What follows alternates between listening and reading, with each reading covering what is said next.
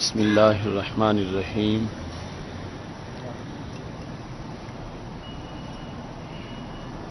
رب اشرح لی صدری ویسر لی امری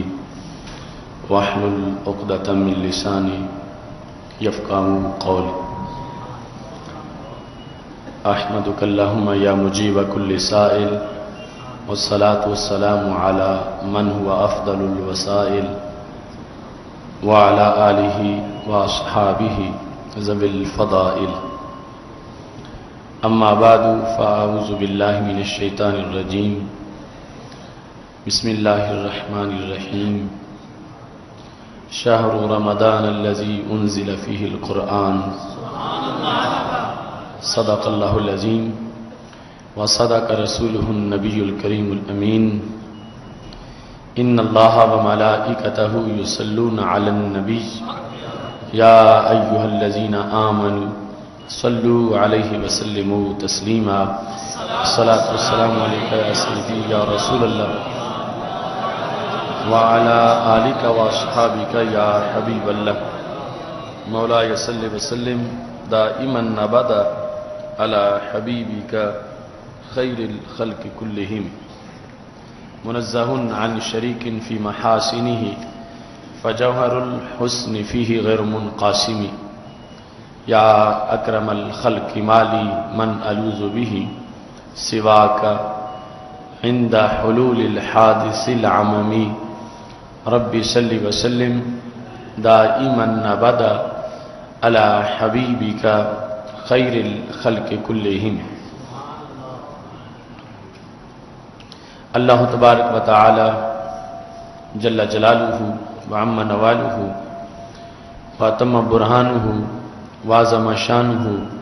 وجل ذکرہ وعز اسمہ کی حمد و ثنا اور حضور سرور کائنات مفخر موجودات زینت بزم کائنات دستگیر جہاں غم گسار زماں سید سروران حامی بے قسم قائد المرسلین خاتم النبیین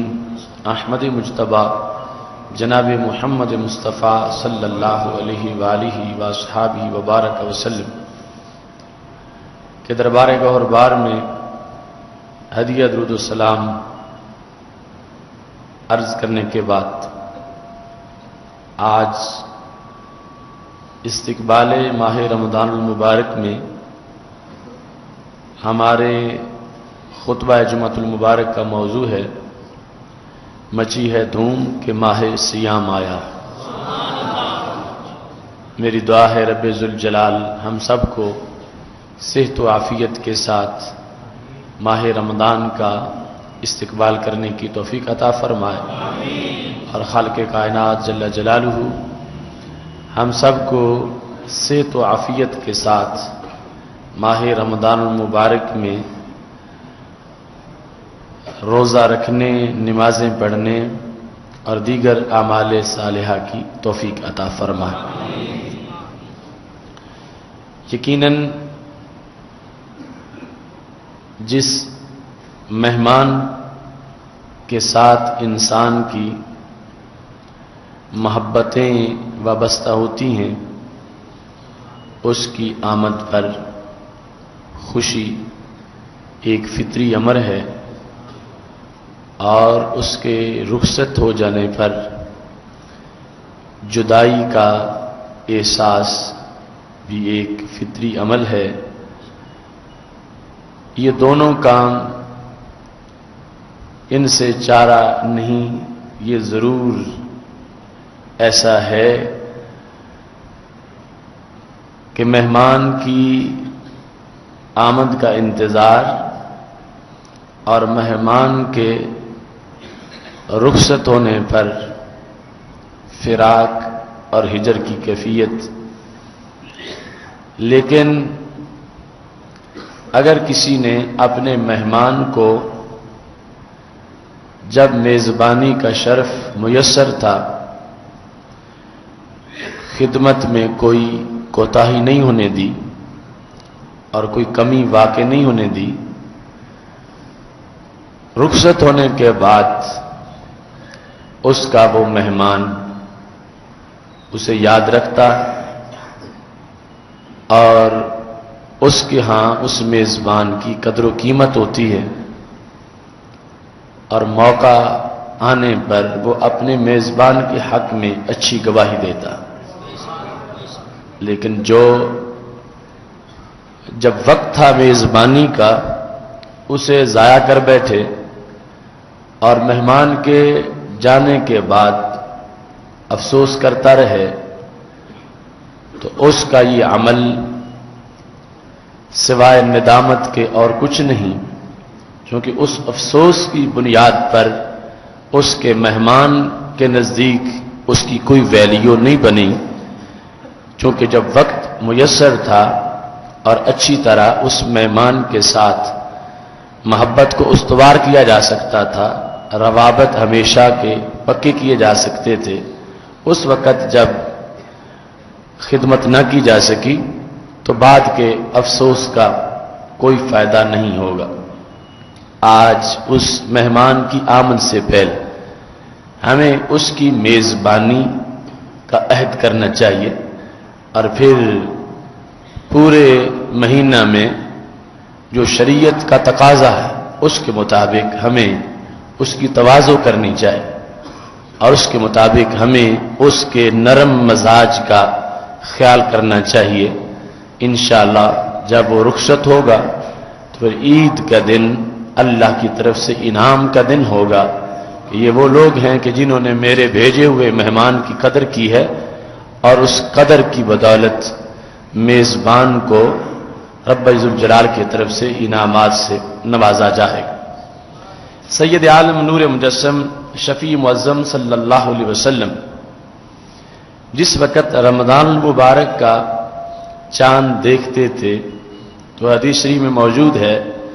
اذا رأى ہلال رمضان قال ہلال رشد و خیر، یہ رشد اور خیر کا چاند ہے۔ رمضان کے چاند کو دیکھ کر سید عالم نور مجسم شفیع معظم صلی اللہ علیہ وسلم چاند کو دو طرح بیان کرتے، ایک رشد کا چاند اور دوسرا خیر کا چاند، اور ایک مرتبہ یہ لفظ نہیں بولتے تھے، متعدد بار یہ کہتے تھے ہلال و رشد و خیر، ہلال و رشد و خیر، کہ یہ چاند جو طلوع ہوا ہے یہ چاند رشد کا چاند ہے اور یہ چاند خیر کا چاند۔ رشد کا چاند، اس چاند کو اس لیے کہا گیا کہ اس کے طلوع ہونے سے اس عبادت کی تعیین ہوئی جو عبادت بندے کو قرب خداوندی عطا کرتی ہے۔ چونکہ رمضان کا چاند رہنمائی کا سبب بنا، اس نے لوگوں کے سامنے معین کیا کہ وہ مہینہ آ گیا ہے جس کے روزے رب نے فرض کیے ہوئے، تو یہ شناخت ہے، علامت ہے، پہچان ہے اس مہینے کی جو مہینہ رب ذوالجلال کی طرف سے اس امت کو خاص طور پر دیا گیا، جس کی ہر گھڑی برکتوں سے معمور ہے، جس میں نفل پڑھیں تو ثواب فرائض والا ہوتا ہے، فرض ادا کریں تو 70 فرائض جتنا ثواب ملتا ہے، اس کی ہر لمحے کی اتنی زرخیزی ہے، تو یہ پہچان کس سے ہوئی؟ پہچان چاند سے ہوئی۔ چاند نے معین کیا کہ وہ مہینہ شروع ہو گیا، اور اب اگر دن کے اندر کوئی کھائے گا تو وہ مجرم قرار پائے گا، اور روزہ رکھے گا تو پہلے بھی گناہ معاف ہو جائیں گے۔ تو اس علامت سے آگے کی جو حدود ہیں ان کا تعین ہوا، اس واسطے سید عالم نور مجسم شفیع معظم صلی اللہ علیہ وسلم نے رمضان کے چاند کو بطور خاص یہ کہا ہلال رشد، یہ رہنمائی والا چاند ہے، یہ ہدایت والا چاند ہے، اور یہ لوگوں کے لیے عبادت کی گھڑی کو معین کرنے والا چاند ہے۔ ساتھ ہی لفظ خیر کا بھی استعمال فرمایا، تو چونکہ سید عالم نور مجسم شفیع معظم صلی اللہ علیہ وسلم نے دوسرے مقام پر ماہ رمضان المبارک کے اوقات اور بالخصوص جو حالت روزہ میں انسان کے لیے پابندیاں ہیں ان کو ذکر کرتے ہوئے یہ ارشاد فرمایا ہے کہ ایک شخص روزہ رکھ لیتا ہے اور روزہ رکھنے کے بعد اس کے آداب کا اگر خیال نہیں کرتا تو کم من صائم لیس لہ من صیام الا الظمأ، کتنے روزے دار ہیں کہ جن کو روزے سے سوائے پیاس کے کچھ نہیں بچتا، اور کتنے رات کو قیام کرنے والے ایسے ہیں جن کو قیام کرنے میں سوائے بے خوابی کے اور کچھ میسر نہیں آتا۔ تو سید عالم نور مجسم شفیع معظم صلی اللہ علیہ وسلم نے یہ واضح کیا کہ رمضان کے وقت میں اور پھر حالت روزہ میں عام اوقات کے مقابلے میں انسان کے لیے زیادہ سے زیادہ نیکی کے چانسز ہیں کہ الصائم یسبح عظامہ، یہاں تک کہ کہا گیا جو روزے دار ہے اس کی ہڈیاں بھی تسبیح کرتی ہیں، اور یہ اس کا خاص وقت ہے۔ اس واسطے وہ چیزیں کہ جن سے انسان پراگندہ ہوتا ہے اور اس کا نیکی کا جو شیشہ ہے وہ دھندلا ہوتا ہے، اس حالت میں اسے ان چیزوں سے زیادہ اجتناب کرنا چاہیے۔ اب کھانا پینا یہ کوئی جرم نہیں عام دنوں میں، اس میں اگر کوئی اس نیت سے کھاتا ہے کہ میں کھاؤں گا تو نماز پڑھوں گا، کھاؤں گا تو جو ہے وہ قیام کر سکوں گا، تو کھانا بھی ایک بندگی ہے، لیکن وہی کھانے پینے کا عمل رمضان المبارک کے ایام میں ناجائز ہو گیا اور حرام کر دیا گیا، حالانکہ رزق حلال ہے مگر اس کو حرام قرار دے دیا گیا کہ اب تم کھا نہیں سکتے۔ اب وہ جو چیز پہلے حلال تھی وہ حرام ہو گئی، اور جو پہلے ہی حرام تھی وہ تو بہت زیادہ حرام ہوگی۔ تو عمومی طور پر انسان کو خیال نہیں رہتا، جو عارضی طور پر حرام ہوئی اس کی حرمت کا تو دھیان رکھ لیتا، اور جو ہمیشہ حرام ہے اس کی حرمت کی طرف توجہ نہیں رہتی۔ اب جھوٹ ہمیشہ حرام ہے، آنکھوں کا بھٹک جانا یہ ہمیشہ حرام ہے، میوزک کا کانوں میں آنا یہ ہمیشہ حرام ہے۔ تو ایسی چیزوں کی طرف اس کی توجہ نہیں رہتی، کھانے پینے سے اجتناب کر کے اس کے ساتھ ساتھ وہ دیگر چھوٹے موٹے گناہوں میں ملوث رہتا ہے اور یہ سمجھتا ہے کہ میں اپنے روزے کا حقیقی ثمر حاصل کر رہا ہوں۔ تو سید عالم نور مجسم شفیع معظم صلی اللہ علیہ وسلم نے اس بات کو واضح کیا، فرمایا الصیام جنہ، روزہ تو ایک ڈھال ہے، اس سے جیسے ڈھال ہے جس سے انسان تیروں سے بچتا ہے، وہ ڈھال جس وقت اس نے سامنے کی ہوتی ہے تو تیر سے بچ جاتا ہے، تلوار سے بچ جاتا ہے، جو پرانے زمانے میں ڈھال کا کام تھا۔ ایسے ہی روزہ خود ایک نیکی نہیں بلکہ نیکیوں کے حصول کا ذریعہ ہے اور بدی سے بچنے کی ڈھال ہے۔ تو اس واسطے جو اس کی تعیین کرتا ہے، اس مہینے کو رسول اللہ صلی اللہ علیہ وسلم نے اس چاند کو حلال خیر قرار دیا کہ یہ ایسی عبادت کی طرف بندوں کو لے جائے گا کہ جو خود عبادت نہیں بلکہ آگے عبادت کے کئی رستے دکھانے والی عبادت ہے، جس کی وجہ سے انسان بدی کی راہوں سے بچ جائے گا، جس کی بنیاد پر انسان کو ایسی پاور حاصل ہو جائے گی کہ وہ اور بہت سی بیماریوں سے محفوظ ہو جائے گا۔ تو سید عالم نور مجسم شفیع معظم صلی اللہ علیہ وسلم نے اس ہلال کو تعیین کرتے ہوئے فرمایا ہلال رشد اور ہلال خیر ہے، جس سے بندے کی رہنمائی ہوتی ہے اور خیر کے راستے معین ہو جاتے ہیں اور خیر پر عمل کرنا آسان ہو جاتا ہے، شیطانوں کو باندھ دیا جاتا ہے اور جنت کے دروازے کھول دیے جاتے ہیں اور جہنم کے دروازے بند کر دیے جاتے ہیں کہ انسان کے لیے زیادہ سے زیادہ ایسے چانسز ہیں کہ وہ نیکی کی طرف متوجہ ہونا چاہے گا تو کوئی مشکل نہیں ہے، ماحول ایسا بن جائے گا کہ بڑی آسانی سے وہ ایسے اعمال حسنہ کر سکے گا کہ جن کی بنیاد پر اسے بہت تھوڑے وقت میں بہت زیادہ ثمرات میسر آئیں گے۔ سید عالم نور مجسم شفیع معظم صلی اللہ علیہ وسلم نے اس موقع پر رمضان المبارک کی آمد کے وقت ایک اور دعا بھی ارشاد فرمائی، وہ دعا بھی آج ہم سب کو ذہن میں رکھنی چاہیے اور اس دعا کے لحاظ سے ہمیں اہتمام کرنا چاہیے۔ رسول اللہ صلی اللہ علیہ وسلم ارشاد فرماتے ہیں اللہم سلمنی من رمضان، یہ پہلی دعا ہے، وسلم رمضان لی یہ دوسری ہے، وسلمہ منی یہ تیسری ہے۔ اور یہ کوزے میں دریا بند کر دیا گیا۔ سید عالم نور مجسم شفیع معظم صلی اللہ علیہ وسلم نے جو پہلے جملے بولے اور پہلے جو الفاظ ہیں اللہم سلمنی من رمضان، لغوی معنی یہ ہے کہ اے اللہ مجھے سلامت رکھ رمضان کے اندر بیمار ہونے سے۔ سلمنی من رمضان، رمضان سے مجھے سلامت رکھ، مطلب کیا بنا کہ رمضان سے پہلے لفظ مضاف معذوف ہے، مطلب یہ ہے کہ اے اللہ مجھے ہر اس رکاوٹ سے محفوظ رکھ جو میرے اور رمضان کے درمیان حائل ہو۔ میرے اور رمضان کے درمیان جو رکاوٹ حائل ہو جائے، مثلا ایسی بیماری ہے جس کی وجہ سے بندہ نماز نہیں پڑھ سکتا، تراویح نہیں پڑھ سکتا، تلاوت نہیں کر سکتا، روزہ نہیں رکھ سکتا، تو اب یہ بیماری حجاب بن گئی بندے اور رمضان کے درمیان، جس کی وجہ سے بندہ رمضان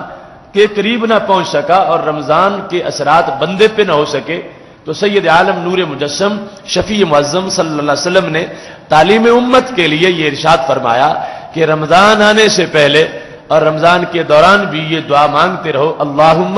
سلمنی من رمضان، اے اللہ مجھے سلامت رکھ ہر اس چیز سے جو چیز میرے اور رمضان کی برکات کے درمیان حائل ہو، مجھے رمضان کی برکتوں سے محروم کرنے لگے اور مجھے رمضان المبارک کی رحمتوں سے محروم کرنے کا جو ذریعہ بنے۔ میرے رب مجھے ہر اس رکاوٹ سے محفوظ رکھ، مجھے ہر اس حجاب سے بچا کے رکھ کہ جو میرے اور رمضان کے درمیان حائل ہونے والا ہے۔ سید عالم نور مجسم صلی اللہ علیہ وسلم نے اس میں جو لفظ بولے تو وہ عام ہے، جس میں مرض بھی ہے، ناجائز مقدمات ہیں، کوئی ایسی ناگہانی مصروفیت ہے کہ جس کی وجہ سے بندے کا جیسے دل ہے جی کھول کے بندگی کروں اتنا وقت نہیں ملتا، کوئی ایسے حالات معاذ اللہ پیدا ہو جاتے ہیں، تو ہمارے آقا صلی اللہ علیہ وسلم نے یہ دعا مانگ کے اپنی امت کو تعلیم دی کہ تم رب ذوالجلال سے یہ دعا کرو تاکہ نہ تو کوئی بیماری حجاب بنے، نہ کوئی ایسی مصروفیت درمیان میں حجاب بنے، نہ کوئی ایسی مصیبت کہ جو بندے اور رمضان کے معمولات کے درمیان حائل ہو جائے اور انسان رمضان المبارک سے کما حقو مستفید نہ ہو سکے۔ اس سے بچنے کے لیے، ان رکاوٹوں سے محفوظ رہنے کے لیے سید عالم صلی اللہ علیہ وسلم نے اپنی امت کو یہ دعا کا طریقہ دیا، اللہم سلمنی من رمضان۔ دوسرے نمبر پر یہ ارشاد فرمایا وسلم رمضان لی، اور رمضان کو میرے لیے سلامت رکھ۔ سلم رمضان لی، رمضان کو میرے لیے سلامت رکھ۔ تو رسول اللہ صلی اللہ علیہ وسلم نے اس کے اندر بھی امت کو ایک سبق دیا کہ رمضان کو میرے لیے اے رب ہمیشہ کے لیے سلامت فرما۔ اس میں یہ مطلب بنا کہ کہیں رمضان کا کوئی حصہ مجھ سے فوت نہ ہو جائے تو پھر ناقص رمضان ہوگا میرا، تو میرے لیے رمضان کو سالم بنا۔ اس کا سب سے پہلا مطلب یہ ہے کہ ایک چاند کا فیصلہ آمنے سامنے ہو جائے اور کہیں مطلع ابر آلود نہ ہو۔ مطلع ابر آلود ہونے کی وجہ سے رمضان یا غیر رمضان کی شناخت جو ہے اس میں کوئی مشکل پیش نہ آئے۔ تو امت نے جو قیامت تک زندگی گزارنی، ایک تو ہے ہمارے آقا صلی اللہ علیہ وسلم کا وہ علم جو اللہ کی عطا سے ہے، اور آپ اس علم کے لحاظ سے آپ کی آنکھ کے سامنے جب سارے آسمان حجاب نہیں بنتے تو بادل حجاب کیسے بنے گا؟ حضرت ام حارثہ رضی اللہ تعالیٰ عنہ نے جو پوچھا تھا کہ میں حارثہ میرا فوت ہو گیا ہے، اگر جنت میں پہنچ گیا ہے تو صبر کر لیتی ہوں، اور اگر جنت میں نہیں پہنچا تو رونے کی اجازت دے دو۔ تو ہمارے نبی علیہ السلام نے فرمایا انہا لا جنان وان ابنک اصاب الفردوس الاعلی، حارثہ کی امی تم ایک جنت کی بات کرتی ہو، میرے رب کی بہت سی جنتیں ہیں اور تمہارا حارثہ اس وقت سب سے اونچی جنت میں پہنچ چکا۔ اب یہ 7 آسمانوں کے پار جنت ہے، وہاں حارثہ کو دیکھ کر بتا دینا کہ حارثہ فردوس میں ہے، وہ آنکھ کیا بادلوں کے پیچھے چاند نہیں دیکھ سکتی کہ اس کے لحاظ سے دعا فرما رہے ہیں کہ میرے لیے رمضان کو سلامت بنا؟ تو ظاہری معنی کیا، کہیں ایسا نہ ہو کہ بادلوں کے پیچھے چاند طلوع ہو چکا ہو اور وہ چھپا رہے اور رمضان کا دن جو ہے وہ کم ہو جائے۔ تو مطلب یہ تھا کہ آپ نے قیامت تک کے لیے امت کو ایک نصاب دینا تھا کہ جب امت کے ساتھ وحی کا تعامل نہیں ہوگا، یعنی اس وقت وحی نہیں اترے گی، دروازہ بند ہو چکا ہوگا، اور امت کے ساتھ نبوت والی آنکھ بھی نہیں ہوگی، امت نے اپنے حالات میں گزارا کرنا، تو ان کو یہ دعا سکھائی جائے کہ وہ رب سے یہ دعا مانگے، اللہ تبارک و تعالیٰ قبول کر لے تو ان کے لیے اس معاملے میں آسانی ہو۔ اس بنیاد پر یہ دعا بھی امت کو کرتے رہنا چاہیے کہ چاند کا فیصلہ واضح ہو جائے اور چاند کے بارے میں کوئی ابہام پیدا نہ ہو اور چاند کے لحاظ سے کسی طرح کوئی الجھن جو ہے وہ موجود نہ رہے۔ اسی بنیاد پر اب رسول اللہ صلی اللہ علیہ وسلم نے فیصلے کیے خود، تو آپ نے گواہوں پر فیصلے امت کو سکھائے، حالانکہ آپ کے لیے رب ذوالجلال کے لحاظ سے کوئی ایسی بات نہ تھی کہ جبریل دن میں کئی بار آ سکتے ہیں، کسی کا فیصلہ کرنا ہے تو ایک تو وہ اندرونی علم ہے، نبوت کی دانش ہے، اور دوسرا ربیہ کہ واہی بھی آ کے بتا سکتی ہے کہ یہ جھوٹا ہے یہ سچا ہے۔ تو یہ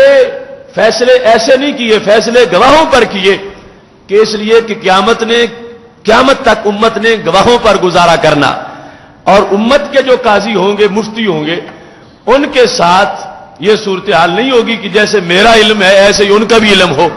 تو ان کی تسنین کے لیے، ان کو طریقہ دینے کے لیے، ان کو سنت کا ماحول دینے کے لیے گواہ کا جو مقام ہے اسے سمجھایا، تو گواہوں پر گواہی لے کر فیصلے فرمائے۔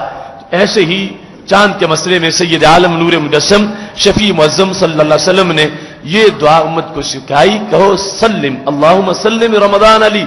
رمضان کو میرے لیے سلامت رکھ۔ تو پہلا معنی یہ بنا کہ ایسے ہو کہ مطلع ابر آلود نہ ہو، اگر ہو تو پھر بھی میرے لیے فیصلہ آسانی سے ہو جائے، تاکہ قیمتی وقت جو ہے وہ کہیں غیر رمضان سمجھ کے میں نہ گزار دوں، اور اس سلسلہ میں میرے لیے پھر رمضان سالم نہیں رہے گا، ناقص ہو جائے گا۔ ناقص کا مطلب یہ کہ پورا وقت مجھے نہیں ملے گا، اس وقت سے کچھ کم وقت مجھے میسر آئے گا۔ تو اے اللہ میرے لیے میرے رمضان کو سالم بنا اور الجھن سے محفوظ فرما۔ سید عالم نور مجسم شفیع معظم صلی اللہ علیہ وسلم کے یہ الفاظ، اس میں دونوں طرف اگر پہلی تاریخ جو ہے چاند کی اس کا فیصلہ صحیح نہیں ہو سکے گا تو پھر آخری بھی مبہم ہو جائے گا، پہلی کا صحیح ہوگا تو پھر معین ہوگا کہ آج آخر 29 روزے ہو گئے ہیں، اب آج نظر نہیں آیا تو پھر اگلے دن تو ضرور آئے گا کہ اس کے بعد عید ہوگی، لیکن اگر پہلے ہی نہیں ہوگا صحیح تو پھر اگلا بھی مبہم ہو جائے گا، اس سے پھر ڈبل نقصان کا خدشہ ہو سکتا ہے۔ تو سید عالم نور مجسم شفیع معظم صلی اللہ علیہ وسلم نے فرمایا اس کو میرے لیے سالم فرما، کسی لحاظ سے اس کے اوقات میں میرے لیے نقصان نہ ہو۔ تیسرے نمبر پہ فرمایا سلم ہو منی، سلم ہو منی، یہ بھی تعلیم امت کے لیے فرما دیا، اسے مجھ سے سالم رکھ، سلم ہو منی، اسے مجھ سے سلامتی عطا فرما۔ تو اس کا مطلب یہ یعنی چونکہ امت کے احوال کو پیش نظر رکھ کے دعا امت کو سکھائی جا رہی ہے، اس میں رسول اللہ صلی اللہ علیہ وسلم کی ذات گرامی کی طرف کسی کا دھیان نہ جائے کہ یوں کہو اللہم سلم ہو منی، اسے بچا کس سے؟ میری معصیت سے، یہ تیرا بڑا ستھرا مہینہ ہے، اے اللہ میرے کرتوتوں سے اس پر کوئی آلودگی نہ۔ یہ امت کو سکھایا کہ امت یہ دعا کرے رمضان المبارک کے بارے میں رب سے، سلم ہو منی، اے اللہ اسے مجھ سے سلامت رکھ، کہیں میری وجہ سے اس کے وقار میں کوئی فرق نہ آئے، کہیں میری وجہ سے اس کی عظمت اور شان میں کوئی فرق نہ آئے، کہیں میری وجہ سے جو اس کی جو تو نے قدر و منزلت بنائی ہوئی ہے، میری وجہ سے یعنی میں میزبان ہوں، یہ میرا مہمان ہے، تو میرا کردار کہیں ایسا نہ ہو کہ میزبان کی وجہ سے مہمان کی جو حیثیت ہے اس میں کوئی فرق آئے۔ اللہم سلم ہو منی، اے اللہ اسے تو مجھ سے محفوظ رکھ، مجھ سے سالم رکھ. یعنی امتی یہ دعا کرتا رہے کہ میری معصیت کے داغ رمضان پہ نہ پڑے، میری معصیت کے دھبے جو ہیں وہ رمضان کو نہ لگیں. اے اللہ اسے تو مجھ سے سالم فرما اور چمکتا رہے، میرے لیے محفوظ رہے، مجھے زیادہ سے زیادہ اس میں نیکیوں کی توفیق عطا فرما. اس واسطے اجتماعی طور پر اور اجتماعی لحاظ سے ہمیں یہ دعا مانگنی ہے، اللہم سلمنی من رمضان وسلم رمضان علی وسلمہ منی. اللہم سلمنی من رمضان وسلم رمضان علی وسلمہ منی. یہ ایک جامع دعا ہے جو سید عالم نور مجسم شفیع معظم صلی اللہ علیہ وسلم نے استقبال رمضان کے لیے امت کو عطا فرمائی. اور پھر اس کے ساتھ جو رمضان کی ہر گھڑی کا تعارف کروایا وہ حدیث مشکات شریف میں تفصیل سے موجود ہے، اور اس سے پہلے موضوعات میں اس کا ذکر آ چکا ہے کہ رسول اللہ صلی اللہ علیہ وسلم نے رمضان المبارک سے ایک دن پہلے اپنے صحابہ کرام علیہ رضوان کو خطبہ دیا، جو خطبہ رمضان کے پورے تعارف پر مشتمل تھا. اور اس میں حضرت سلمان فارسی رضی اللہ تعالیٰ عنہ نے اس خطبے کو روایت کیا، اور سید عالم نور مجسم شفیع معظم صلی اللہ علیہ وسلم نے قد اذلکم شہر عظیم، شہر مبارک، تمہارے پاس عظیم مہینہ آ گیا ہے اور تمہارے پاس برکت والا مہینہ آ گیا ہے.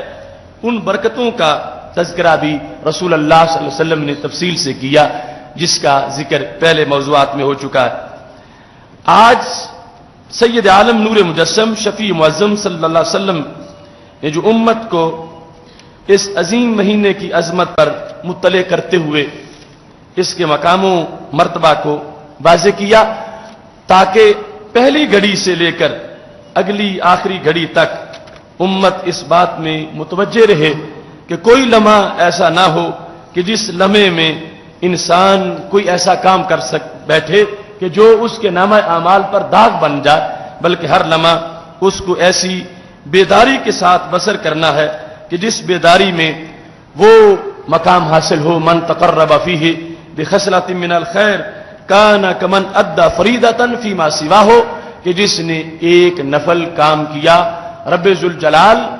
اس مہینے کی وجہ سے اس پر فرض کا ثواب عطا فرمائے گا. اور من ادى فریضۃ فی، جس نے فرض ادا کیا تو رب ذوالجلال کیسا بنائے گا، کان کمن ادى 70 فریضۃ فیما سواہ، جیسے رمضان المبارک کے علاوہ اس نے 70 فرائض ادا کیے. تو یہ وہ مٹی ہے کہ جس میں نفل کاشت کریں تو پیداوار فرائض کی ہوتی ہے. باقی یہی قانون ہے، بیج جس چیز کا ہو ثمر اسی کا ہی لگتا ہے. ایسے نہیں ہوتا کہ بیج جو کا ہو اور پھل گندم کا لگ جائے، جس چیز کا بیج ہوتا ہے اسی کا پھل لگتا ہے. مگر رمضان المبارک کی زرخیزی ایسی ہے کہ یہ جنس میں تبدیلی کا کردار بھی ادا کرتی ہے، ادنا سو اعلیٰ بنانے کا کردار بھی ادا کرتی ہے، یہاں تک کہ نفل کی جنس کو تبدیل کر کے فرض بنا دیتی ہے. اور پھر جو چیز پہلے ہی اچھی ہے اس کے اندر اضافے کا باعث بنتی ہے. اب فرض کی جنس پہلے ہی افضل ہے تو اس کو 70 میں تبدیل کرنے کی شان اللہ نے اس زرخیز مٹی کو عطا فرمائی ہے. سید عالم نور مجسم شفیع معظم صلی اللہ علیہ وسلم ارشاد فرماتے ہیں، جب رمضان المبارک کا مہینہ آتا ہے، لیس من عبد مؤمن یصلی فی لیلۃ منہا الا کتب اللہ له 1700 حسنہ بکل سجدۃ. رب ذوالجلال اس مہینے میں جو انسان بندگی کرتا ہے، سجدہ کرتا ہے، اس سجدے کو عام سجدوں کے مقابلے میں کتنی عظمت عطا فرماتا ہے. فرمایا خالق کائنات ایک سجدے پر 1700 سجدے کا ثواب عطا فرماتا ہے. 1700 حسنہ، اس کو 1700 نیکیاں اس سجدے پر عطا فرماتا ہے. وَبَنَا لَهُ بَيْتًا فِي الْجَنَّةِ، اور ایک سجدے پر اللہ اس کے لیے جنت میں محل تعمیر کرواتا. اب اس کی زرخیزی کا آپ اندازہ لگا لیں، اور جتنے بھی نوافل انسان کثرت سے پڑھے اس کے لیے کتنا بہتری کا سلسلہ ہے کہ ایک سجدہ رمضان المبارک کا چاند طلوع ہونے سے لے کر عید کا چاند طلوع ہونے تک مکروہ اوقات کے علاوہ جس وقت اس نے سجدہ ادا کیا، اس سجدے کے اندر کتنی اس کو برکت ملے گی اور کس قدر اللہ کی طرف سے حسنات عطا کی جائیں گی۔ اور اس کے ساتھ اذا صام اول یوم من رمضان غفر له ما تقدم من ذنبه، ہمارے آقا صلی اللہ علیہ وسلم ارشاد فرماتے ہیں جب رمضان کے پہلے دن کا روزہ رکھے گا تو خالق کائنات جل جلالہ اس کے پہلے سارے گناہوں کو معاف فرما دے گا۔ چونکہ ایک تو وہ خوشخبری ہے جس میں فرما من قام رمضان ایمانا واحتسابا غفر له ما تقدم من ذنبه، جس نے رمضان کی راتوں کو قیام کیا ایمان کی حالت میں طلب ثواب کے لیے، اللہ اس کے پہلے سارے گناہوں کو بخش دے گا۔ من صام رمضان ایمانا واحتسابا غفر له ما تقدم من ذنبه، اور جس نے رمضان المبارک کے روزے رکھے حالت ایمان میں طلب ثواب کے لیے، اس کے بھی پہلے سارے گناہوں کو بخش دیا جائے گا۔ لیکن اس حدیث میں اس سے کثرت کو بیان کیا گیا کہ آغاز ہی ایسا ہے،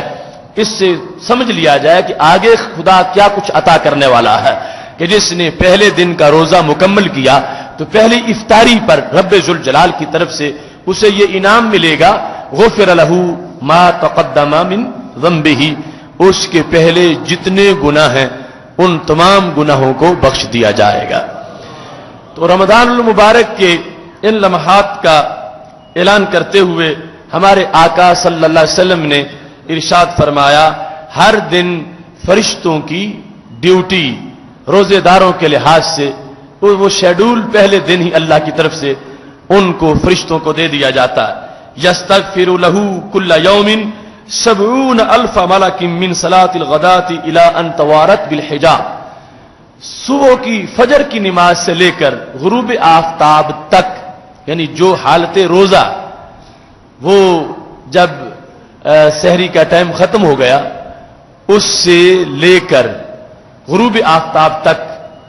جو شرعی وقت ہے روزے کا، اس کے لیے خالق کائنات جل جلالہ نے ہر روزے دار کے لیے یہ اہتمام رکھا۔ ہر روزے دار کے لیے کیا اہتمام ہے؟ 70,000 فرشتے اس کے گناہوں کی معافی کی دعا مانگتے رہتے ہیں، اور روزانہ ہی اس کے لیے تمام ہے۔ اب اس سے اللہ کے جو لشکر ہیں فرشتوں کے، ان کی تعداد کتنی بڑی ہے اور ہر روزے دار کا اہتمام کتنا زیادہ ہے۔ ہر ایک کے ساتھ 70,000 فرشتے کی ڈیوٹی ہے کہ اس نے روزہ رکھ لیا، اب غروب آفتاب تک اگرچہ وہ اپنے رزق کے حلال میں مصروف ہو جائے، اگرچہ وہ ضرورت کے پیش نظر سو بھی جائے، لیکن پھر بھی اس کو یہ اجر ملے گا،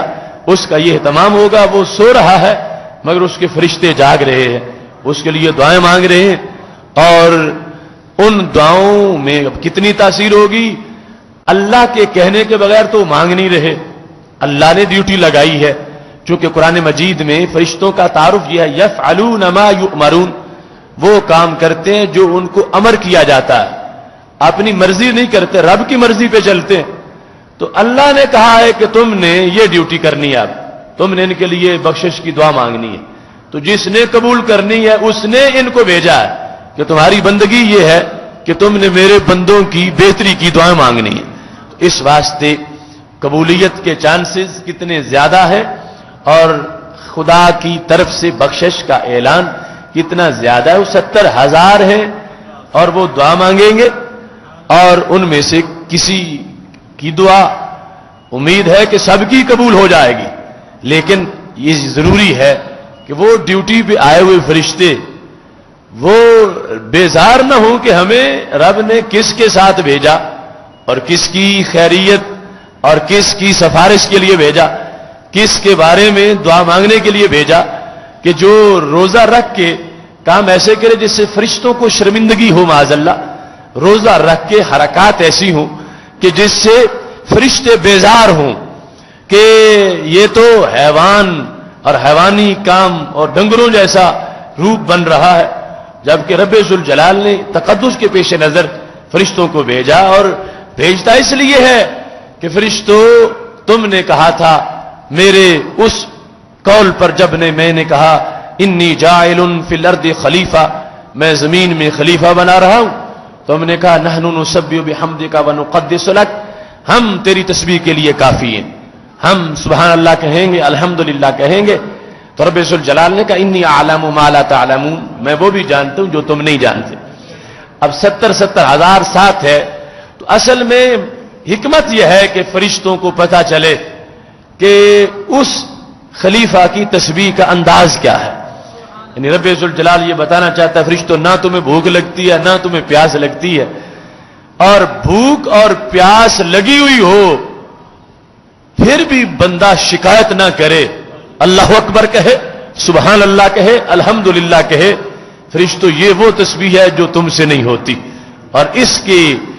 حکمت کے پیش نظر انسان کو پیدا کیا گیا۔ اب ایک تو فرشتے خیر خواہ بن کے آئے، دوسرا حکمت یہ ہے کہ ان کو انسان کی بندگی پر پتہ چلے کہ اللہ کی حکمتیں کیا تھیں کہ جو اس نے انسان کو پیدا کیا، اور آگے انسان اگر ایسے کام کرے روزہ رکھ کے کہ جس سے معاذ اللہ فرشتے متاثر نہ ہو، بلکہ ان کو محسوس ہو کہ یہ تو ایسا ہے ہی نہیں کہ ہمیں اس کے ساتھ رکھا جائے، تو اس سے وہ ساری حکمتیں جن کے پیش نظر تخلیق انسان ہوئی اور جو مقام اللہ نے انسان کو عطا فرمایا ہے اور جس کے پیش نظر اللہ انسان کو نوازنا چاہتا ہے اور فرشتوں کو گواہ بنانا چاہتا ہے، وہ ساری مقصدیت فوت ہو جائے گی۔ تو 70,000 فرشتے ساتھ لے کر انسان کو اس سوچ میں پڑ جانا چاہیے کہ اب رب نے اتنا کرم کر دیا ہے تو اب مجھے بھی کچھ احساس کرنا چاہیے کہ یہ 70,000 جب میرے خیر خواہ ہیں اور میرے لیے دعائیں مانگ رہے ہیں، کیوں کہ میں رمضان کا خیر خواہ بن جاؤں، میں رمضان کے آداب پورے کروں، میں روزے کے تقاضے پورے کروں، میں حالت روزہ میں یہ ثابت کروں کہ میں وہ ہوں کہ جس کے آگے پیچھے 70,000 فرشتوں کا جلوس ہوتا ہے۔ تو یہ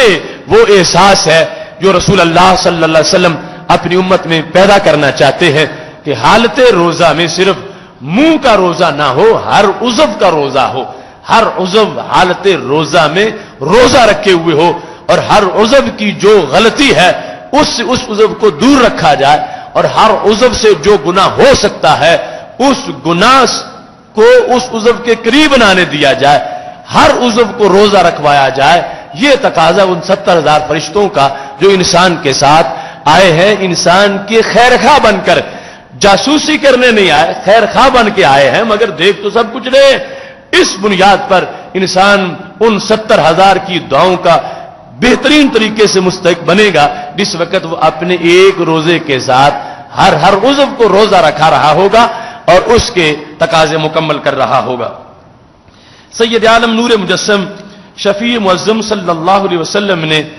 اسی حدیث شریف میں، جس کو بہقی نے شعب ایمان میں تفصیل سے روایت کیا، رمضان المبارک میں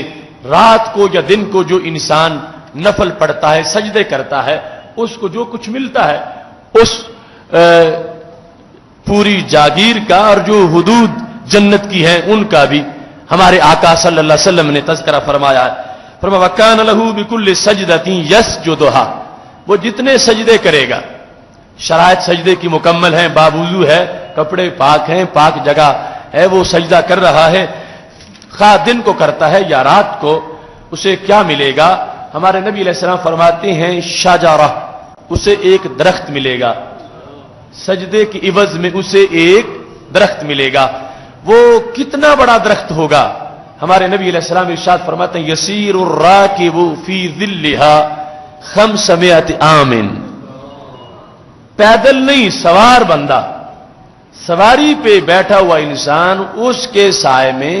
500 سال تک سفر کر سکتا ہے۔ ایک سجدے پر اس کو اتنا بڑا درخت جنت کا عطا کیا جائے گا کہ جو ایسا سایہ رکھتا ہے کہ جس کا سایہ ختم نہیں ہوگا۔ مطلب ہے اس درخت کی بڑائی کو بیان کرنا۔ اب یہ 500 سال کی مسافت جو ہے نا، یہ وہ ہے جو زمین سے آسمان تک کی ہے۔ پہلے آسمان تک کا سفر زمین سے آسمان تک 500 سال کا ہے، اور اس اتنا سایہ درخت کا ہے جو ایک سجدے پہ اسے عطا کیا جا رہا ہے۔ اور یہاں اس بات کو بھی پیش نظر رکھا جائے، یہ سایہ جو درخت کا ہے یہ بنے گا کیسے؟ اس سے کوئی ذہن میں نہ لائے کہ سورج ہوگا، سورج کی روشنی پڑے گی اور پھر سایہ بن جائے گا، یا چاند ہوگا، چاند کی وجہ سے جیسے چاندنی رات کو ہوتی ہے تو درختوں کے سائے بن جاتے ہیں، تو یہ سایہ وہ سایہ نہیں ہوگا، چونکہ یہ چاند یہ سورج جنت میں ان کا تصور نہیں ہے۔ جنت میں جو سایہ بنے گا تو وہ اس طرح سایہ بنے گا کہ رب ذوالجلال کے انوار کی برسات ہوگی اور ان انوار کی وجہ سے پھر آگے سائے کا وجود ہوگا۔ تو سید عالم نور مجسم شفیع معظم صلی اللہ علیہ وسلم کے فرمودات کی روشنی میں یہ نتیجہ ان احادیث سے اخذ ہوتا ہے جو آپ نے دوسرے مقام پر فرمائی ہیں۔ تو اب یہ کثرت ہے، اب شاید کوئی سوچ رہا ہو مجھے تو ایک درخت ہی کافی ہے، لیکن جب جنت میں پہنچے گا اور اسے مقام نظر آئے گا صدیقوں کا، مقام نظر آئے گا شہیدوں کا، اور مقام نظر آئے گا اقطاب کا، تو پھر اس کو تڑپ پیدا ہوگی کہ کاش کہ میں مزید کوشش کرتا اور میری جنت مزید ویلیو والی ہوتی۔ یعنی یہ ٹھیک ہے کہ جنت کا سب سے ادنا درجہ، یعنی جس کو لفظ کے لحاظ سے ہم نے ادنا کہہ دیا، ورنہ ہمارے لفظ ادنا سے وہ کروڑوں بار افضل ہے۔ موضع صوت من الجنت خیر من الدنیا وما فیہا، صوت کہتے ہیں کوڑے کو، کوڑا رکھنے کی جگہ، یعنی چھوٹی سی جنت جو ایک کوڑے جتنی، ایک گز چوڑی ہو تقریباً ایک گز لمبی ہو، اتنی جنت، وہ جنت کتنی قیمتی ہے۔ ہمارے نبی علیہ السلام فرماتے ہیں خیر من الدنیا وما فیہا، پوری دنیا اور جو کچھ اس میں ہے اس سے اس کی قیمت زیادہ ہے۔ اور یہ اب درخت ایک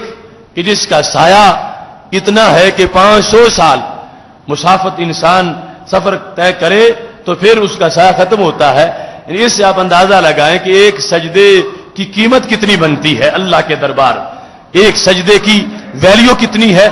اور اس پر اجر و ثواب کتنا ہے۔ اور پھر جنت میں جا کر ایک چیز ہم نے جو پہلے 5-6 سال موضوعات جنت کے بیان کیے ان میں اس چیز کو بیان کیا تھا کہ جنت داخل کرنے سے پہلے جنتیوں کی تیاری کرائی جائے گی، اور جنت کے دروازے پہ 2 چشمے ہیں، ایک چشمے سے جنتی کو پانی پلایا جائے گا اور دوسرے میں غسل کرایا جائے گا۔ جس میں غسل ہوگا اس میں ظاہر کی تیاری ہے، جہاں سے پانی پلایا جائے گا وہاں باطن کی تیاری ہے۔ تو ظاہر کی تیاری کیا ہے کہ جب غسل کر لیں گے تو پھر لن تشعث اشعارہم، تو کبھی بھی بال پراگندہ نہیں ہوں گے، یعنی ہمیشہ کی کنگھی ہو جائے گی اور ہمیشہ ندرت نعیم رونق چہروں پہ آ جائے گی، کبھی پھر خشکی محسوس نہیں ہوگی کہ کوئی کریم استعمال کرے، ہمیشہ جلد جو ہے وہ تر و تازہ ہو جائے گی، اور ہمیشہ کے لیے رب ذوالجلال چہروں کو ایک نور عطا فرما دے گا۔ اور جس مقام پر جنت سے وہ پانی پیئیں گے داخل ہونے سے پہلے، اس سے باطن صاف ہو جائے گا۔ باطن گناہوں سے تو پہلے جنتی کا صاف ہے، لیکن یہ دنیا میں جو آلودگی کی چیزیں ہیں ان سے بھی اس کو صاف کر دیا جائے گا۔ لا یبولون ولا یمتمخون ولا یتغوتون، جنتی نہ جا کے جنت میں پاخانہ کریں گے، نہ پیشاب کریں گے، نہ زکام لگے گا، نہ بلغم، عورتوں کو ماہواری نہیں ہوگی۔ تو کیا ہوگا؟ فرمایا جو کچھ بھی کھائیں گے بس صرف پسینہ آئے گا اور وہ بھی کستوری جیسا ہوگا۔ یہ تیاری کروا کے جس وقت جنت میں داخل کیا جائے گا تو اس میں یہ بھی ہوگا کہ جو دنیا میں بندے کو حسد ہے کہ فلاں کو ایسی چیز نہ مل جائے، وہ فلاں برادری کا بندہ جو ہے وہ مجھ سے آگے نہ نکل جائے، اس طرح کی جو چیزیں ہیں یہ ساری بھی دلوں سے نکال دی جائیں گی۔ یعنی اب کھلے سینے لے کر وہ جنت میں داخل ہو رہے ہیں، مگر ایک رشک ان کو پھر بھی برقرار رہے گا کہ جب دیکھیں گے اونچی جنت کسی کی تو یہ نہیں کہیں گے کہ اہل سے چھین لے، لیکن یہ ضرور کہیں گے کاش کہ میں بھی دنیا میں کمائی کرتا تو یہ مجھے بھی مل جاتی۔ تو اس بنیاد پر جتنے بڑے سے بڑے پرہیزگار ہیں ایک وقت تو ایسا آئے گا کہ انہیں یہ بات کہنا پڑے گی کہ رب جیسا تو رب ہے، ہم نے تو تیرے شان کے مطابق بندگی ہی نہیں کی۔ یعنی عام بندہ آج کہے کہ مجھے ایک درخت کافی ہے، ادھر جنید سری سکتی جیسے لوگ یہ کہیں گے۔ حدیث صحیح میں موجود ہے کہ جب رب ذوالجلال یہ فرمائے گا اے میرے بندو میں نے تمہیں بہت کچھ دے دیا تو اب کیا مزید کچھ چاہتے ہو؟ تو اہل جنت کہیں گے اے اللہ مزید کا لفظ ہم نے سنا، ہم پہلے وہ کچھ پا چکے ہیں جس کا ہمیں کبھی تصور نہیں آیا، اتنا کچھ ہمیں مل گیا۔ تو رب ذوالجلال فرمائے گا کہ نہیں میں نے 2 چیزوں کا وعدہ کیا تھا، ابھی ان میں سے صرف ایک دی ہے، وہ ایک کہ جس کے بارے میں فیہا ما لا عین رات ولا اذن سمعت ولا خطر علی قلب بشر. ہمارے نبی علیہ الصلوۃ والسلام نے فرمایا وہ کچھ ہوگا جو بندے نے کبھی سنا نہیں، آنکھ نے دیکھا نہیں، دل میں کبھی خیال نہیں آیا. اب دیکھو نا، خیالی پلاؤ پکانے پر آج کوئی پابندی نہیں، انسان خیال میں جو چاہے تصور کر لے، مگر جنت کی ویلیو یہ ہے کہ انسان آج وہ خیال ہی نہیں کر سکتا جو کچھ جنت میں اس کو مل جائے گا. حالانکہ خیال کی تو پرواز بڑی اونچی ہے، بندہ کہیں بیٹھے کہیں کا خیال کر سکتا ہے اور بڑا اونچا خیال کر سکتا ہے، مگر جنت کیا ہے اس کی حقیقت کو سمجھنے کے لیے یہ بات ذہن میں رکھ لو. ہمارے نبی علیہ السلام فرماتے ہیں کسی نے خیال ہی نہیں کیا ہوگا کہ یہ ہے جنت جو رب ذوالجلال عطا فرمائے گا.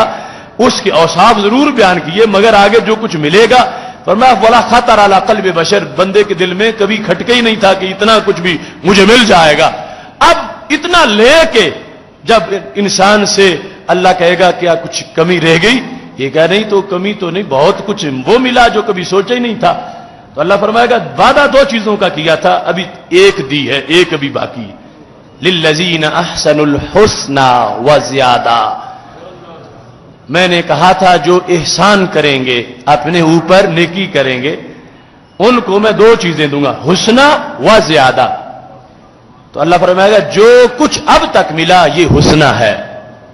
اور زیادہ ابھی باقی ہے. حضرت عبداللہ بن عباس رضی اللہ تعالیٰ عنہ کہتے ہیں زیادہ کیا ہوگا، اللہ اپنے اور بندوں کے درمیان حجاب ختم کر دے گا.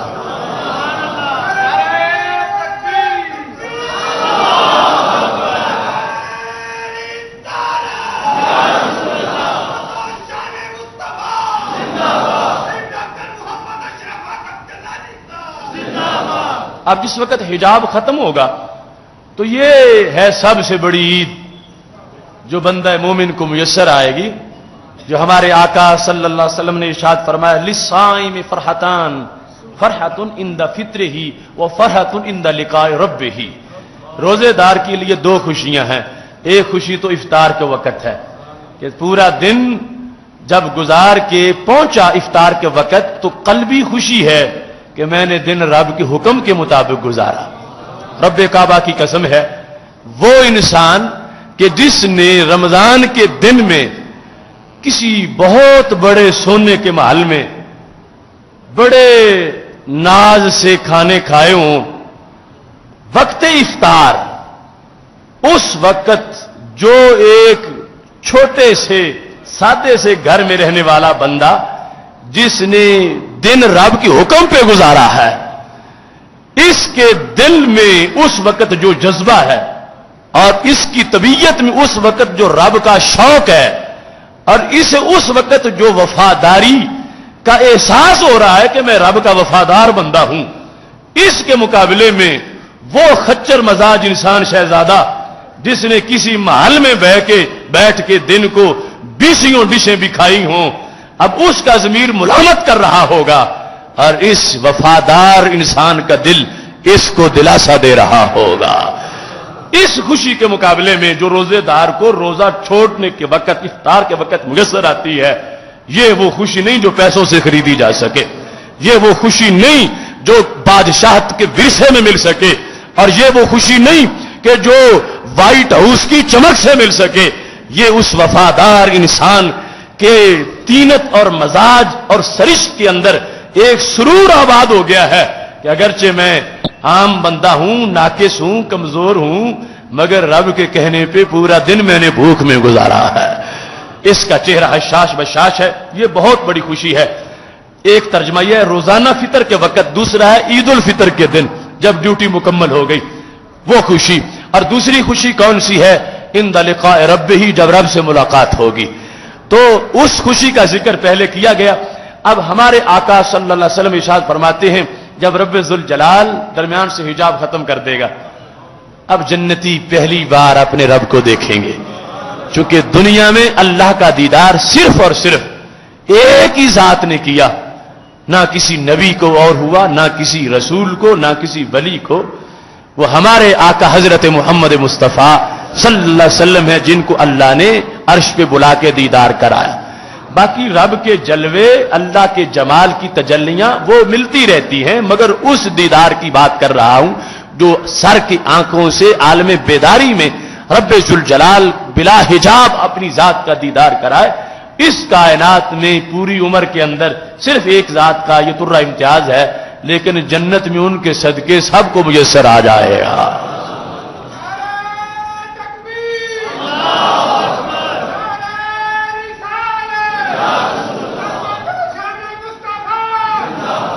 اب جس وقت حجاب اٹھے گا تو پھر کیا ہوگا؟ سارے سجدے میں پڑ جائیں گے، رب کو دیکھیں گے، سجدے میں پڑ جائیں گے، تو اللہ فرمائے گا اب سر اٹھا لو، میں نے دنیا میں تمہیں کافی تھکایا ہے۔ یعنی یہ اس کے کرم کی باتیں۔ یہ جنت اب دار تکلیف نہیں ہے۔ میں نے تمہیں دنیا میں مکلف بنایا تھا، تم نے جاگ جاگ کے راتوں کو مجھے سجدے کیے، تم نے دن کو جلوت و خلوت میں مجھے سجدے کیے، تم نے تراویح میں اپنے بدن تھکائے، وہ تھکاوٹوں کا جہان گزر گیا ہے، اب یہ تھکاوٹ والے کام ادھر نہیں ہے، تم سر اٹھا لوگ۔ اس وقت جنید سری سکتی جیسے لوگ کہیں گے اے اللہ، جتنی تیری ذات کی شان ہے اور جتنا حق تھا کہ ہم بندگی کرتے، ہم تو وہ حق ادا ہی نہیں کر سکے، ہم تو وہ حق ادا ہی نہیں کر سکے۔ اگر پیدا ہوتے ہم سر سجدے میں رکھتے، وفات ہوتی سر اٹھاتے، پھر بھی تیری ذات تو جو لائق ہے جن سجدوں کے، پھر بھی ہم وہ سجدہ تو نہ کر پاتے۔ تو اس سے پتہ چلتا ہے کہ آج یہ حدیث سن کے کہ ایک سجدے پر اتنا بڑا درخت ملے گا، کوئی یہ نہ سمجھے بس ایک ہی کافی ہے۔ اس وقت جس وقت منڈی لگی ہوگی، میلے رحمتوں کے ہوں گے اور اللہ کی طرف سے انعامات مل رہے ہوں گے اور بندوں کے مراتب سامنے ہوں گے، وہ بڑی بڑی عبادتوں والے جس وقت یہ کہہ رہے ہوں گے تو ہم جیسے چھوٹوں کی حیثیت کیا ہے؟ اس بنیاد پر ان احادیث سے ہمارے اندر مزید ذوق بڑھنا چاہیے، مزید شوق آنا چاہیے کہ جب اللہ نے ہماری بہتری کے لیے ہمیں یہ چانسز دیے ہیں، وقت کو برکت دے دی ہے اور عظمت دے دی ہے، تو ہمیں کوئی لمحہ ضائع نہیں کرنا چاہیے، مختلف طرق سے عبادات میں مصروف رہنا چاہیے۔ بالخصوص رمضان المبارک میں نماز پنجگانہ کے بعد، واجبات فرائض سنن کے بعد جو سب سے بڑا قیام ہے وہ ہے قیام اللیل، قیام رمضان، نماز تراویح، جس کی تعداد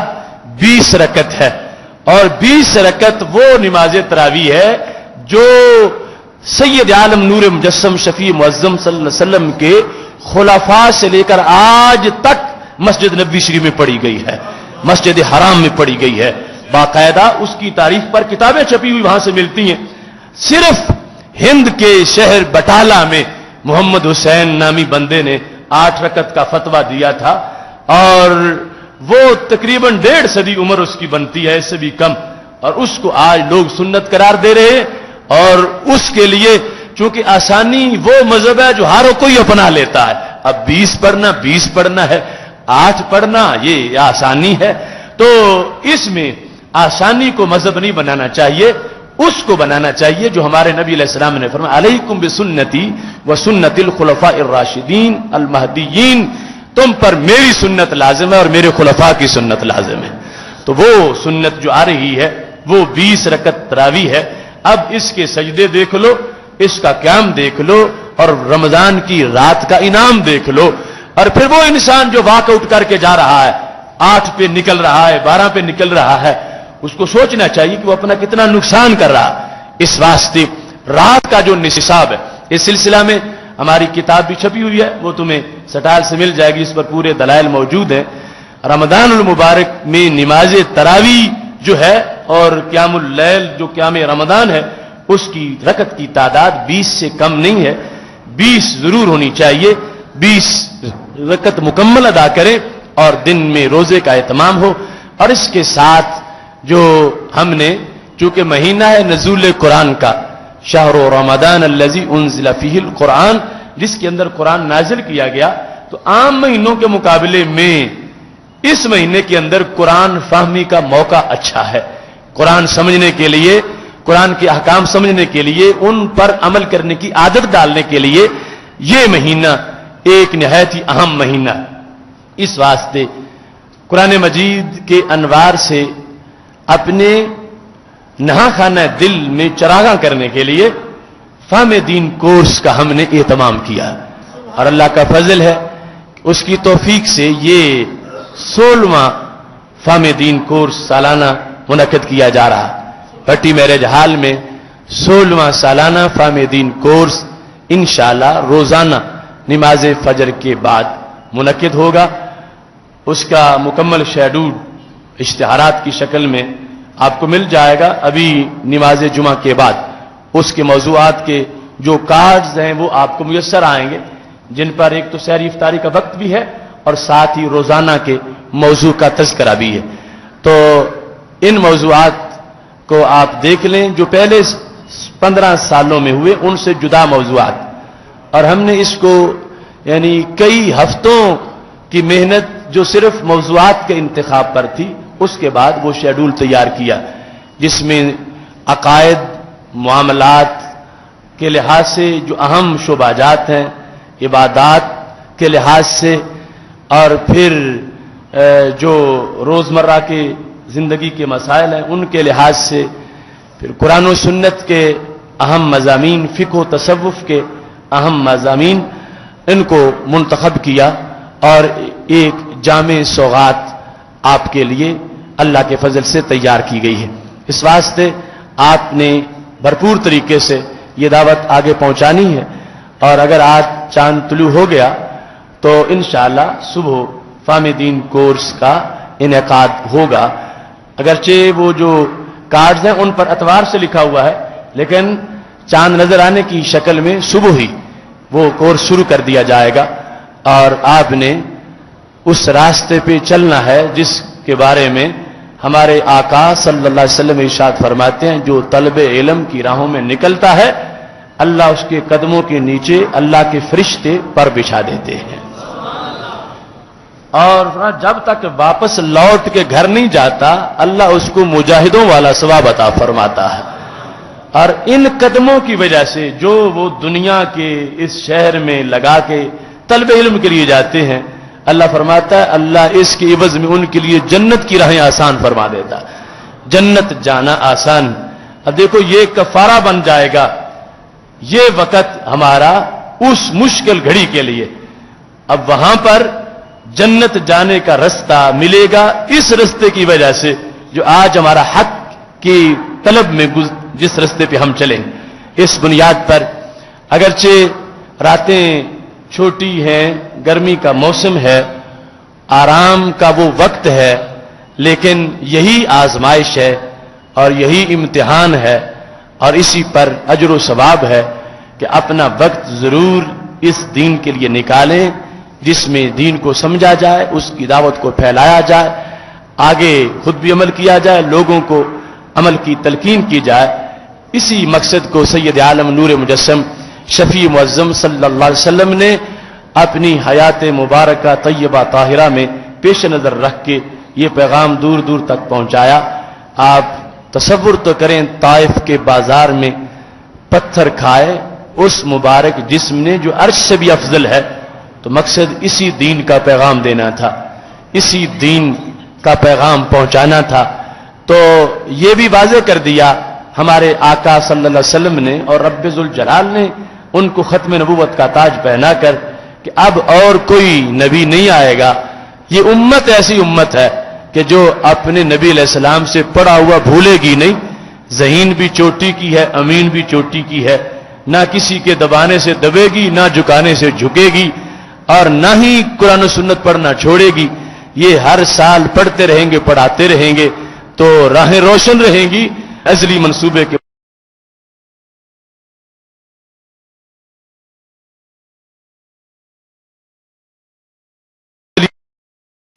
کے مطابق نبوت کا دروازہ بند کر دیا، اس امت کو امتوں کا سردار بنا دیا۔ تبلیغ ایسے کریں گے جیسے بنی اسرائیل کے انبیاء کرام علیہ السلام کرتے رہے، اگرچہ ان کی تبلیغ نبوت کے انداز کی کہیں افضل ہے، مگر یہ شرف بخشا گیا سید عالم نور مجسم شفیع معظم صلی اللہ علیہ وسلم کی امت کو کہ یہ ایسا اپنا نیٹ ورک قائم کریں گے قیامت تک کے لیے راہوں کو روشن رکھیں گے اور اندھیرا نہیں چھائے گا۔ اور آج تک امت وہ کام کرتی آئی ہے، یہ کوئی فضائی نعرہ نہیں، یہ زمینی حقیقت ہے۔ 1430 برس گزر گئے ہمارے نبی علیہ الصلوۃ والسلام کی ہجرت کے بعد، اور اتنا زمانہ گزر گیا، تقریباً 1450 سال رسول اللہ صلی اللہ علیہ وسلم کے پیغام کے ظاہر ہونے کے بعد گزر گئے، اور بڑی آندیاں بھی آئیں، بڑے طوفان بھی اٹھے، بڑے سرخ اور سیاہ فتنے بھی برپا ہوئے، مگر رب کا فضل ہے یہ دین آج بھی یوں ہی چمکتا ہے جیسے پہلے دن چمک رہا تھا۔ تو یہ اس امت کا کارنامہ ہے، اس نے کام کر کے دکھایا ہے، اس نے محنت کی ہے، اس نے ثابت کیا ہے کہ اللہ نے ہمیں سردار بنایا ہے، اور اللہ نے ہمارے نبی علیہ السلام کو بھیج کر نبوت کا دروازہ بند کر دیا ہے، اور اللہ کا فیصلہ سچا فیصلہ ہے۔ اور یہ محسوس نہیں ہوا کسی زمانے میں کہ اب کوئی نیا نبی آئے تو پھر گزارا ہو سکتا ہے۔ اس امت کے بیٹے مجدد بن کے کام کرتے رہے ہیں، انہوں نے تجدید کی ہے، اور آج تک علماء، محدثین، مفکرین، فقہا، انہوں نے اس فیض کو آگے پہنچایا ہے۔ نتیجہ یہ ہے کہ آج بھی یہ ملت یوں روشن ہے۔ ہمارے نبی علیہ السلام نے فرمایا تھا، ترکتکم علی ملت بیضاء لیلھا کنہارھا، میں تمہیں ایسی روشن ملت پہ چھوڑ کے جا رہا ہوں جس کی رات بھی ایسے ہی روشن ہے جیسے دن روشن ہوتا ہے۔ تو یہ روشنی ہے اور رہے گی۔ اگر ہم میں سے کوئی بھی کام نہ کرے دین کا، رب ہمارا محتاج ہی نہیں ہے، وہ کسی اور سے کروا لے گا۔ رب ذوالجلال کسی کا محتاج نہیں ہے، لیکن اس میں کہ بہار دین کی ہو اور حصہ ہمارا بھی ہو تو یہ ہماری سعادت ہے۔ دین آباد ہو اور کوشش ہماری بھی اس میں شامل ہو، اس میں ہماری بھلائی ہے۔ تو ہمیں اپنی بہتری کے لیے، اپنی بھلائی کے لیے قیامت کے دن دین گواہی دے کہ یہ میرے میزبان لوگ ہیں، جب میں غریب الوطن ہو گیا تھا انہوں نے مجھے اپنا گھر دیا تھا، مجھے اپنا دل دیا تھا، مجھے اپنا دماغ دیا تھا، تو وہ گواہی اس دن قیامت کے دن دین کی گواہی وہ ہمیں جنت لے جانے کا سبب بن جائے گی۔ اس واسطے دین ہمارے بغیر بھی محفوظ ہے، قرآن ہمارے بغیر بھی محفوظ ہے، یہ دین انشاءاللہ باقی ہے، باقی رہے گا۔ ہم میں سے کوئی ایک بھی کام اس کا نہ کرے یہ پھر بھی باقی ہے، لیکن ہمارے لیے یہ غنیمت ہے کہ ہمیں رب نے صحت دی، ہمیں رب نے صلاحیت دی، ہمیں رب نے جسم و جان سے نوازا، ہمیں خالق کائنات جل جلالہ نے ایسی توفیق بخشی کہ جس میں ہم اس دین کے معاون بن سکتے ہیں، اس کے پھیلنے کا ذریعہ بن سکتے ہیں، اس کی مہک کو عام کرنے کا ایک سہارا بن سکتے ہیں۔ تو پھر ہمیں اپنی عاقبت سنوارنے کے لیے اس دین کے ساتھ تعاون کرنا چاہیے، اور وہ تعاون ایسی شکل میں کہ جب بدی کی قوتیں اس دین کو مٹانا چاہتی ہیں کہ کتاب لوگوں کو بھول جائے، نصاب بھول جائے، یہ قرآن سے دور ہو جائیں، یہ ایمان کو چھوڑ بیٹھیں، وہ بھگوڑے جو ہر وقت مسلم امہ کے خلاف سوچتے ہیں کہ کب یہ قرآن سے دور ہوں گے، کب یہ مسجد چھوڑ دیں گے، کب رمضان آئے گا تو یہ دن کو کھانے پکا کے ہمارے ساتھ وحدت کا اظہار کریں گے، ان کی یہ امیدیں انشاءاللہ ان پہ پانی پھرتا رہے گا، اور تقوی کے کارواں آگے بڑھتے رہیں گے، اور دین کی کھیتیاں پکتی رہیں گی، اور پرہیزگاری کے لباس امت پہنتی رہے گی، اور چہروں پہ چراغاں ہوتا رہے گا، اور قیامت تک کے لیے انشاءاللہ اس دین کی رونقیں آباد رہیں گی۔ ان کے لحاظ سے جو ہماری تھوڑی بہت کوشش ہے، ہم نے وہ کوشش اپنے حصے کے مطابق کرنی ہے، تاکہ وہ دین جو کتاب میں بند ہے، وہ دین جو قرآن میں محفوظ ہے، وہ دین جو کتابوں کے پیٹ میں ہے، وہ دین جو لائبریریوں کی الماریوں میں احکام شریعت کی شکل میں موجود ہے، ہمیں اسے عوامی پلیٹ فارم پہ لانا ہے، ہمیں اسے سننا ہے، ہمیں اسے سنانا ہے، کانوں کو اس کے سننے کا عادی بنانا ہے، اپنے مزاج کو اس کے سامنے پیش کرنا ہے، کیونکہ انسان کی طبیعت جو ہے وہ دوسری چیز سے اثر حاصل کرنے میں طبعاً انسان کے اندر ایک جذبہ موجود ہے۔ ہم اپنا آپ کھول کے سامنے رکھ دیں، ادھر سے ابر کرم برس رہا ہو تو کوئی بعید نہیں کہ دلوں میں جذب ہو جائے وہی ذوق بندگی جو رب ذوالجلال نے ان قرون اولا کے مسلمانوں کو عطا فرمایا تھا۔ اس بنیاد پر یہ فہم دین کی محفل سجتی ہے، اور ہر سال آپ دیکھتے ہیں نور و نکہت کا ایک جہان ہوتا ہے، قرب و بوجھ سے لوگ پہنچتے ہیں، اور یہ ہماری ایک مشترکہ کاوش ہے. ادارہ صراط مستقیم کے جو احباب اسے آرگنائز کر رہے ہیں ان کے ساتھ مکمل معاون بن جائیے. وہاں انتظامی امور میں جو ضرورت ہے اس میں بیدار ہو کر اپنے اس پروگرام کو منظم کرنے کے لیے جو ہماری انتظامیہ کمیٹی ہے ادارہ کی امور کو چلانے والی ان کے ساتھ مکمل طور پر معاون بنیے. اس پیغام کو زیادہ سے زیادہ پھیلائیے اور یہ دعا کیجئے کہ اللہ ہمارے اس رمضان کو ہر فتنے سے محفوظ رکھے اور ہمارے اسفام دین کے پروگرام کو ہر فتنے سے محفوظ رکھے اور زیادہ سے زیادہ ہمارے لیے اسے مفید بنائے اور اس کے اثرات دور دراز تک رب ذوالجلال پہنچائے. یہ تحریص نعمت کے طور پر عرض کر رہا ہوں. اللہ کی نعمت پر شکر ادا کرنے سے نعمت محفوظ ہو جاتی ہے اور اللہ اور بھی عطا فرماتا ہے. یہ فہم دین کورس جو آپ براہ راست سنتے ہیں, آپ جس کے براہ راست سامع بنتے ہیں, آپ جس کے اسٹوڈنٹ بنتے ہیں, یہ کورس اللہ کے فضل سے پوری دنیا پر پہنچتا ہے اور پوری دنیا میں پورا سال گونجتا رہتا ہے. پورا سال. اور جو پہلے کورسز ہیں وہ اور اس کے علاوہ کتابی شکل میں ابھی وہ 5ویں جلد انشاءاللہ فہم دین کی چند دنوں تک منظر عام پہ آ جائے گی اور اس کورس کے اختتام تک تقریباً جو مٹیریل ہے وہ 14 جلدوں کا انشاءاللہ مکمل ہو جائے گا.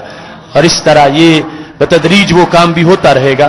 اور آپ کے سامنے قرآن و سنت کا یہ قرآن و سنت کی پکی ہوئی سوغات پہنچتی رہے گی. اللہ ہمیں اسے کھانے کی توفیق عطا فرمائے. وآخر دعوانا ان الحمد للہ رب العالمین.